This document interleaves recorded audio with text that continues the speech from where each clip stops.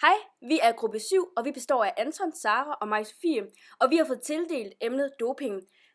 Vi har forladet en problemformulering ud af vores problemstilling, og den lyder sådan: hvad er de samfundsmæssige og etiske problemer i forbindelse med doping? Og ja, hvad er doping så? Ordet doping er af engelsk oprindelse og betyder stimulerende, det vil sige stimulerende medicin eller narkotika. Ordet bliver brugt som en betegnelse for et stof, der kan virke opkvikkende. Begrebet doping er meget udbredt inden for sportsverdenen. Idrætsudøvere benytter doping til konkurrencer og til at forbedre deres præstation. Anti-Doping-forbund har lavet en officiel dopingliste, som de opdaterer hvert år. Listen indeholder ulovlige og lovlige dopingmidler, deriblandt EPO, anabole steroider, væksthormon og faktisk også koffein. Koffein er dog lige røget ud af den ulovlige liste og anses for at være lovlig. Ulovlig brug af dopingmidler har medført til henholdsvis forskellige virkninger på kroppen, f.eks. øget muskelstyrke eller virke afslappende og nedsætte nervøsitet, give hurtig vægttab. Det kan også øge evnen til at præstere over lang tid. En gruppe forskere fra Oslo Universitet har testet langtidseffekten af anabole steroider på mus, og de er overbeviste om, at de samme mekanismer gør sig gældende hos mennesker. Menneskets muskler kan fortsat indeholde stoffer for brug af eksempelvis anabole steroider årtier efter, at stofferne er indtaget. Vi fik i vores problemstilling at vide, at vi skulle have et eksempel på doping blandt idrætsudøvere i Danmark. Og vi har selvfølgelig taget det kendte eksempel med i 2007, hvor Bjarne Riis, tidligere Tour de France-vinder, indrømmede misbrug af doping og snyd under forskellige Tour de France i perioden 1993 til 1998. Bjarne Riis indrømmede hans misbrug efter mange års benægtelse og pres fra medierne og pressen, men valgte så alligevel i 2007 at bukke under og erkende hans snyd. Det her er altså første gang nogensinde, at en Tour de France-vinder indrømmer snyd og brug af ulovlige dopingmidler nogensinde. På pressemødet indrømmer Bjarne Riis også, hvor udbredt den her tendens til at bruge ulovlige dopingmidler, specielt inden for cykelsporten, altså er. Det vil sige, at han siger, at jeg var bare ligesom alle de andre. Det vil sige, at i Bjarne Riis' øjne, der doper alle sig mere eller mindre. Altså er der her et kæmpe problem inden for idrætsverdenen. Jeg har taget doping. Jeg har taget EPO. Og det var i den periode en del af min hverdag.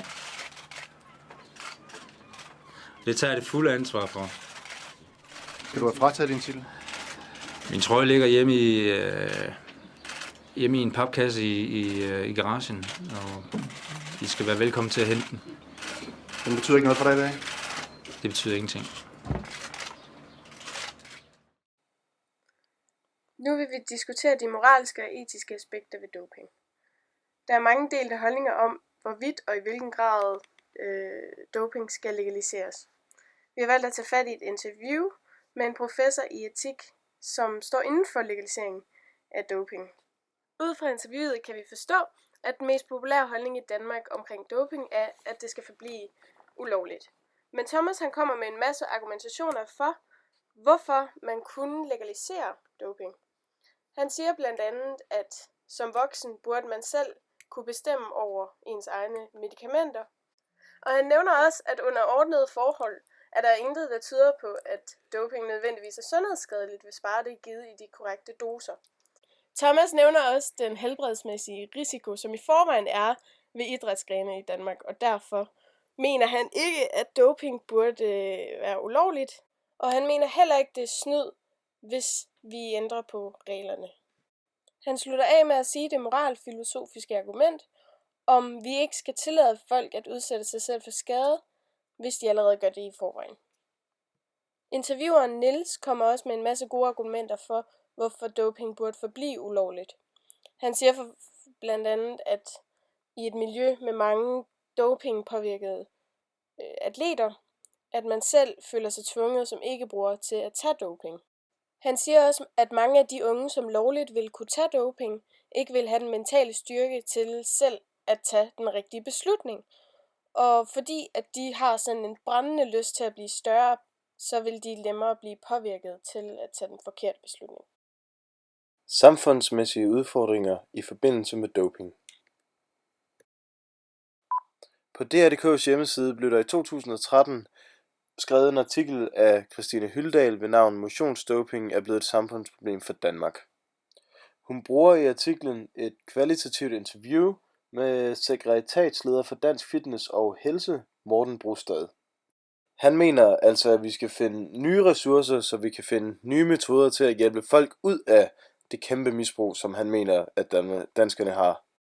Hans samfundsmæssige problematiske synsvinkel kommer på, eftersom han kvantitativt stiller Danmark op i forhold til for eksempel Storbritannien, hvor han siger, at vi har 50.000 dopingmisbrug i motionscentrene herhjemme, mens Storbritannien har 500.000. Og det er en kæmpe økonomisk udfordring for os, eftersom at vi skal finansiere eventuelle lægebesøg og hospitalsindlæggelser i forbindelse med dopingmisbrug, som går ud af kontrol, hvor at de i England er meget mere kontrolleret, hvor de har de her 12 statsstøttede dopingcentre for dopingmisbrugere, hvor at de hjælper dem.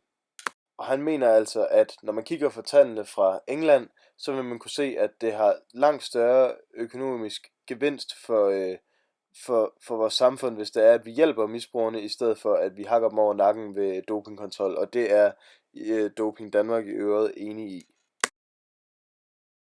I 2015 blev der også skrevet en anden artikel på DR.dk.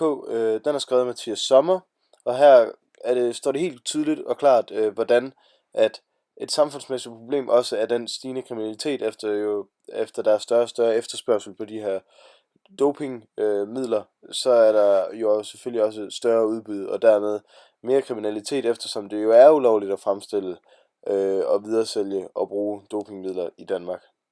Han interviewer her også politikommissæren Steffen Steffensen, som er leder af afdelingen for organiseret kriminalitet, som altså påpeger problemet som et rigtig stort kriminelt problem også, da der altså er en kæmpe økonomi bag det her, da vi har så mange afhængige dopingmisbrugere i de danske motionscentre, som altså køber illegale stoffer af alle de her pusher, jamen så er der altså en kæmpe vækst bag det her, og det går ud over det danske samfund, mener Steffen Steffensen altså.